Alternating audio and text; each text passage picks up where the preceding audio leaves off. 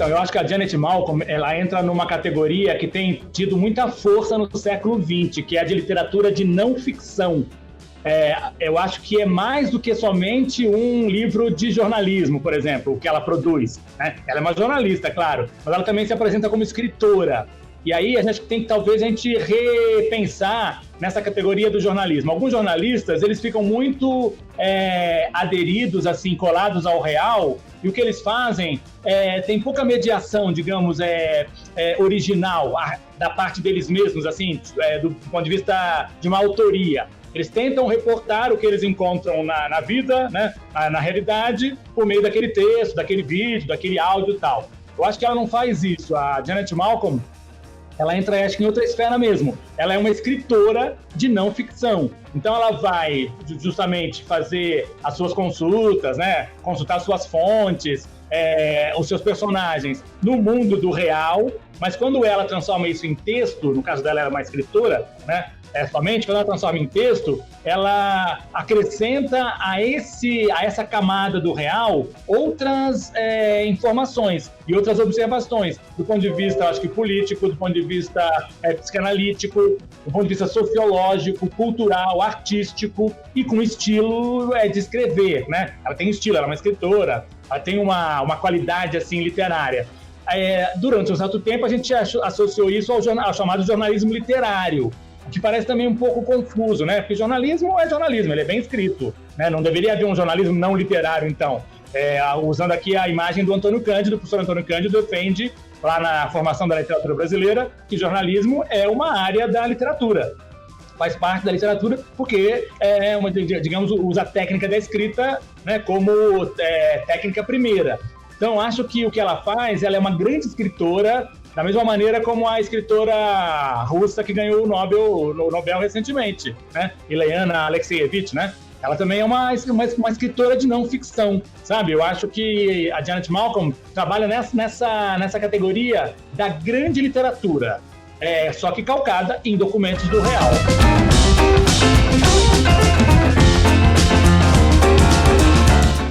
Aqui na Casper, quando eu entrei na Casper, a Coordenadoria de Jornalismo adotava como leitura obrigatória O Jornalista e o Assassino, que é um clássico, assim, que é um livro brilhante. Aí eu me apaixonei, me encantei por ela. Aí logo depois eu descobri o Ifigênia em Forest Hills, que eu descobri, na verdade, a partir dos estudos de teatro, porque faz referência à tragédia grega, né, da Ifigênia, ou da Oresteia e tal. E aí eu fui ler com muito interesse também e fiquei, assim, vidrado por ela.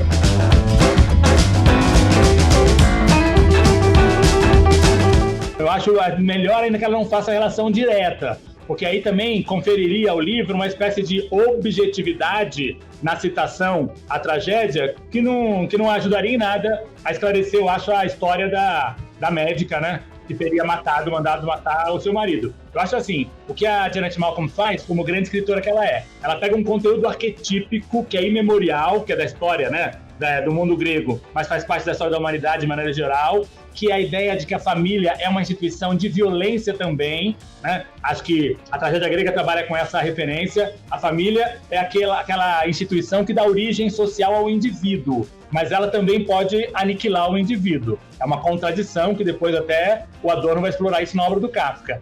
Eu acho que esse conteúdo é um conteúdo muito, digamos que, rico, complexo. Aí ela pega esse mesmo conteúdo arquetípico, né, dessa família violenta, dessa família que vai se dilacerando internamente, e traduz ou transporta, né, essa referência que é literária e que é trágica e que é, digamos, arquetípica, ela traduz para um evento que ocorre nos Estados Unidos recentemente, em pleno século XX. E aí você percebe, né, digamos, a validade da instituição violenta da família, né?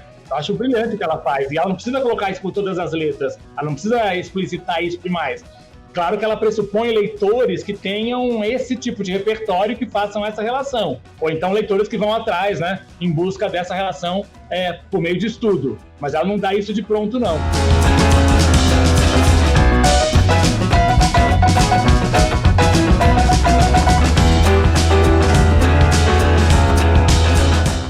Acho nenhuma. Acho que o trabalho da Janet Malcolm, faltou destacar isso na pergunta anterior, tem a ver com a complexidade do real. Ela não está preocupada em revelar um real, porque ela sabe que o real nunca é objetivo e nunca é transparente. O que ela faz? Ela tenta mostrar para o leitor que o real é complexo e ele tem ranhuras que cada vez mais, digamos, que tiram do foco do real a sua objetividade. E aí talvez tenha muito a ver com a discussão contemporânea. Nós estamos formando massas na sociedade comunicacional contemporânea, massas ávidas por revelações de verdades, como se elas fossem salvadoras, como se elas fossem redentoras. Então ele está sempre querendo saber se o último político da vez foi culpado mesmo ou não daquele crime, se aí ele pode ser imputado daquela culpa ou não. A gente está cada vez mais num mecanismo, digamos, de massa, de perseguição de culpados na base do bode expiatório. Porque essa culpa não vem, digamos, no sentido, procurar o responsável, o criminoso, o culpado, não vem nunca no sentido de esclarecer as coisas. É somente para, digamos, eleger o bode expiatório da vez. O que ela faz, então? Ela investiga esse caso, e é um caso, digamos, típico, mas poderia ser, qualquer outro caso, em que menos vale a verdade. Em nenhum momento ela defende com muita convicção a inocência da doutora Borokova, nem também pelo contrário, ela não acusa. Tudo leva a crer, pelo excesso de ligações que ela fez, com o dentista dela lá, que talvez ela fosse a mandante do crime. Mas a Janet Malcolm não está preocupada com isso, ela está preocupada com uma sociedade que produz discursos muito facilmente de condenação ou de absolvição, no nível, digamos, de uma dicotomia, de um maniqueísmo que é absolutamente devastador para a democracia contemporânea. Acho que isso tem uma finalidade política no livro, para mim, riquíssima. As democracias estão cada vez mais caminhando para a ideia de abolir as esferas da complexidade. E as democracias precisam se pautar em figuras muito chapadas, negativas ou positivas, maniqueístas. E isso tem dado, digamos, a tragédia, tem feito tragédias no Brasil, nos Estados Unidos, no mundo ocidental afora. Acho que essa é a grande qualidade do trabalho dela. A negação da ideia de que a verdade seja sempre objetiva e transparente. Nesse sentido, pouco importa. Ela não falseia com a verdade, ela não está negando a verdade. Mas quando ela coloca, por exemplo, o seu pensamento acoplado ao que ela conseguiu apurar como realidade, não é no sentido de má fé ou no sentido de deturpar os fatos. Não, é cada vez mais para acrescentar camadas e camadas e camadas de complexidade. O que ela faz, na verdade, como o Rui Castro também faz. O Rui Castro recria cenários possíveis, verossímeis de terem acontecido, mas provavelmente não aconteceram. Mas ele não tinha condição, ele não estava lá no quarto da Carmen Miranda para saber de que modo ele morreu. Mas ele consultou médicos que dizem, olha, provavelmente, pelas marcas que havia nas costas dela, ela deve ter se levantado à noite, caído, deixado, se machucado, Isso, assim, essa validade do real, essa verossimilhança do real é muito mais interessante, para as mentes críticas, assim, do que a comprovação de um real que geralmente é falso.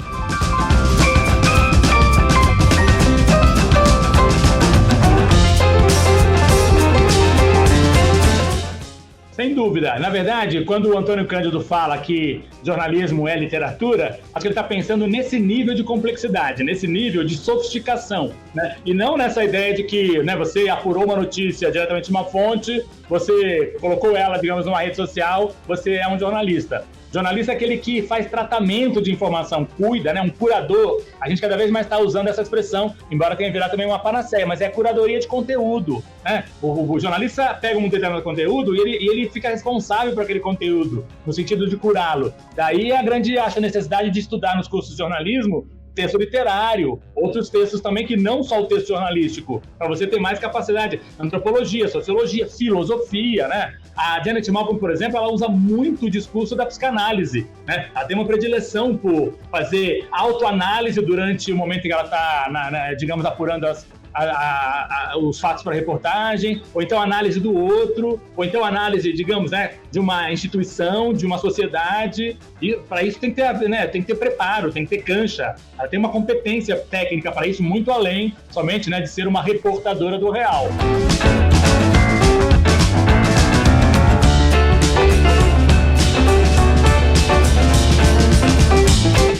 Olha, Olha, não sei se um jornalista especialmente, vou falar de uma especialmente, mas assim, a revista Piauí trabalha talvez nessa mesma seara. Os repórteres da Piauí, aqueles que fazem as reportagens especiais, ou os perfis, fazem isso. Eu destacaria, por exemplo, uma coisa muito parecida, que foi o perfil que a Daniela Pinheiro escreveu para a revista Piauí, já há bastante tempo, sobre aquela médica de Curitiba, doutora Virgínia Soares de Souza, que foi acusada de matar personagens ali em série, ser uma serial killer de um hospital de Curitiba. O perfil chama A Doutora. Aquilo é um primor, porque a Daniela Pinheiro, em nenhum momento ela está preocupada em condenar ou absolver a mulher. A doutora, ela quer entender por que aquela personagem, né, foi tão odiada pela opinião pública, foi exposta na revista Veja como sendo, né, digamos que o demônio em forma de médica, pelas redes sociais e tal. E ela vai desarmada, ela vai para conhecer aquela mulher. Ela encontra coisas muito negativas da mulher, né? Aquela mulher é preconceituosa, ela é uma pessoa negativa e tal, mas não a ponto de ela se transformar numa criminosa, né, de carteirinha. Então, talvez assim, eu destacaria a Daniela Pinheiro, porque eu a conheci quando eu era editor da CUT e achei ela assim, brilhante no entendimento que ela tem de jornalismo. Mas eu acho que, de certa maneira, a Piauí faz isso. E em outra escala, em outra proporção, mas também eu acho que pensando no jornalismo como metalinguagem, o Caco Barcelos. A profissão repórter também tenta fazer o exercício de entender o que é uma reportagem enquanto a reportagem está sendo feita, sem assumir lugares muito definitivos, né? Posições muito definitivas.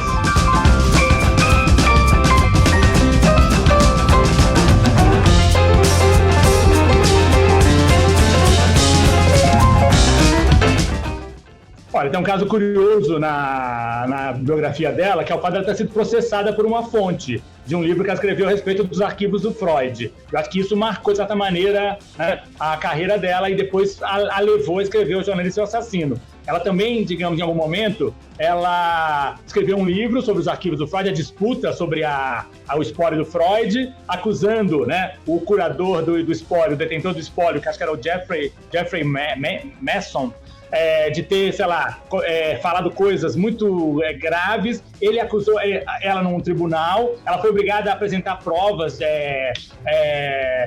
gravações ou anotações que ela teria feito. Ela não conseguiu provar, ela perdeu 3 anotações. Depois de muito tempo ela achou essas anotações na casa dela, mas de qualquer maneira ela foi assim, incomodada muito por essa fonte. Depois ela foi absolvida. Depois de 10 anos o processo se arrastou, e era um processo milionário assim, ela acabou sendo absolvida. E aí se diz que ela escreveu O Jornalista e o Assassino, de certa maneira, para fazer o meia-culpa desse caso, né, que ela viveu assim, dramático na vida dela. Só que no Jornalista e o Assassino tem uma coisa curiosa. Ela levanta uma espécie de desconfiança ética da profissão, que obviamente não caiu bem perante o meio.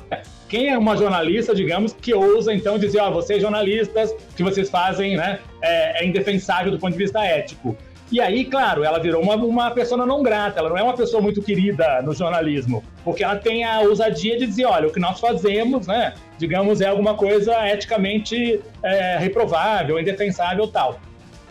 Eu acho que é ambíguo. Ela tem uma arrogância de se sentir diferente dos jornalistas. E, ao mesmo tempo, ela acabou cometendo, né? Isso é bem interessante como matéria mesmo trágica da vida dela. Ao mesmo tempo, ela começou a cometer o mesmo erro. Ela também acabou sendo acusada de deturpar uma declaração e não conseguiu provar em juízo, né, que a declaração não tinha sido deturpada, né? Embora, como eu volto a dizer, ela não foi condenada nesse processo, não. Então, acho que, na verdade, o que ela faz é só dizer, do ponto de vista do jornalismo, que o repórter pode se colocar, sim, como enunciador do fato jornalístico, porque existe essa pretensa ideia da objetividade que o repórter tem que falar numa terceira pessoa neutra, né? É também uma presunção, como se o repórter fosse um deus, né? Um deus ex-máquina que dispusesse todas as informações objetivamente para o espectador, o leitor, sei lá, ter acesso a elas. O que ela está dizendo? Isso é uma balela, isso é uma falácia, né? Lembraria da ideia do Nelson Rodrigues, os idiotas da objetividade. A objetividade é alguma coisa idiota. Então, quando ela se coloca no nível de um narrador que é personagem ao mesmo tempo, ela está dando de novo a complexidade do real. Ela está se colocando, para poder enunciar esse fato, eu preciso estar dentro dele também, né, com a minha percepção, né, com a minha impressão, com a minha intelecção sobre os assuntos. É mais um elemento fundamental. Eu acho que assim, quando ela deixa de ser objetiva e se coloca no meio, ela está fazendo um grande serviço, digamos, de defesa da subjetividade, né, do trabalho jornalístico com responsabilidade. Né? Não é uma defesa, digamos, que custe o que custar, né? Que possa ser, digamos, que totalmente fantasiosa, inventiva, não. Mas é uma subjetividade, digamos, que é natural, que está na relação do professor com o aluno, está na relação do juiz, né, com as fontes ou com os seus advogados. Ficou muito claro agora num caso recentíssimo no Brasil, a subjetividade, né, digamos, da instituição jurídica, que se tentou fingir o tempo todo que não existia, mas existe, ela está ali colocada, né, e é posta à prova. O que ela faz é tornar isso objeto de discussão, de contemplação, entendeu?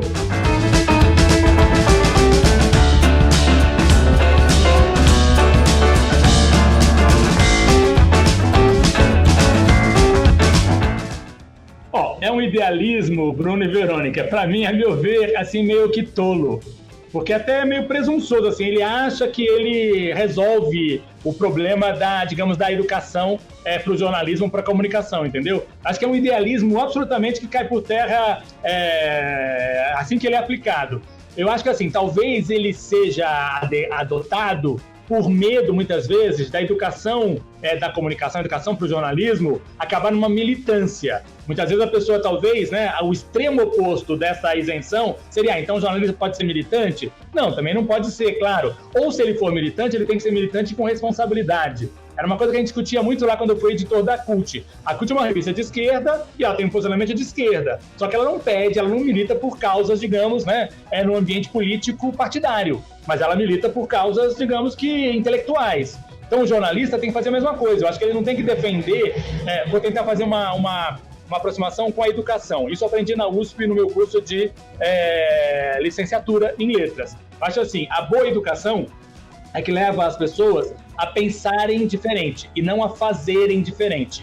Eu diria a mesma coisa, o bom jornalismo tem que levar as pessoas a pensarem sobre determinada realidade de maneira diferente e não a agir de maneira diferente. Você lendo uma reportagem da Janet Malcolm, você pensa, puxa, como a justiça americana, ela é, digamos, caótica, ou ela é injusta, né? Aquele momento em que o juiz declara que o julgamento tem que acabar porque ele está de férias, dali a não sei quantos dias, é impensável, né, que as férias do juiz sejam mais importantes do que a continuidade do processo. Então, isso leva você a pensar, assim, fazer uma crítica a um sistema que nós adotamos, nós brasileiros, né, que macaqueamos tudo bem de fora, achamos que é um sistema maravilhoso, porque eles condenam como ninguém lá dentro, né? Quando você vê esses programas de tribunal na televisão, você vê como a justiça americana ela é injusta, ela é caótica, ela é perversa muitas vezes. Ela prefere botar as pessoas na cadeia, independentemente de apurar se elas de fato cometeram um crime ou não.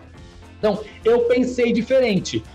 Se a Janet Malcolm me convida, então, a votar no Partido Republicano ou no Partido Democrata, eu acho que ela não está fazendo bom jornalismo, entendeu? Aí ela está fazendo militância. Era o caso lá da revista CUT. A gente pedia para os nossos repórteres e articulistas, por meio de uma argumentação sofisticada, cerrada, digamos, né, complexa, levar o leitor da CUT a pensar em outras possibilidades sobre o assunto, né? Agora, não a votar no candidato A, B ou C, ou pegar em armas ou sair fazendo algum tipo de ação militante. Eu acho que a educação, né, e no caso a educação da comunicação, do jornalismo, deve atuar nesse mesmo sentido. Então, esse ideário da isenção, da imparcialidade e tal, ele é fantasioso se ele fica querendo defender a ideia de que a verdade sempre pode ser atingida, né, neutramente, objetivamente. Não. A verdade, né, sobre a verdade há muitos véus, e cada sociedade, cada civilização, a rigor, discute o que vem a ser a verdade. A Janet Malcolm, ela é muito... ela reverencia muito um jornalista anterior a ela, que acho que ela chegou a conhecer, que é o Joseph Mitchell, que escreveu O Segredo de Joe Gold. Ela fala dele várias vezes na carreira dela, nas entrevistas e tal. E aí eu lembraria assim, que talvez esse exercício que ela faz tem muito a ver com esse livro do Mitchell. que é um livro assim, fundador, de certa maneira, no século XX, o que seja essa literatura de não ficção e o que é propriamente, né, um jornalismo que não está preocupado em apurar o real. Né? Ele conhece esse personagem de rua, um mendigo, uma espécie de outsider e tal, ele vai em busca desse personagem, depois ele percebe que ele está mais interessado em produzir alguma coisa, um discurso sobre ele, do que conhecer propriamente o sujeito. Ele produz duas versões, né, do personagem, uma editada em revista, depois outra vira livro. E depois é um caso curioso. O Joseph Mitchell se sentiu tão incomodado porque ele revela um segredo, o segredo da pessoa ali, um segredo que ele tinha absoluto. No livro, o Mitchell acaba revelando, infelizmente, o segredo da pessoa. E aí depois ele se retira da vida jornalística, ele resolve não escrever mais, ele faz voto de silêncio. Embora ele continue trabalhando na New Yorker até o final da vida, ele nunca mais escreveu porque ele achou que ele ultrapassou um limite ético do jornalismo quando ele publica, né, naquele perfil um segredo que devia fazer parte somente da vida íntima do personagem. A Janet Malcolm usa demais essa referência do Mitchell. Eu acho que assim, valeria a pena, ou numa outra, talvez num clube de leitura futuro, legal, ou então entender quem é o Joseph Mitchell.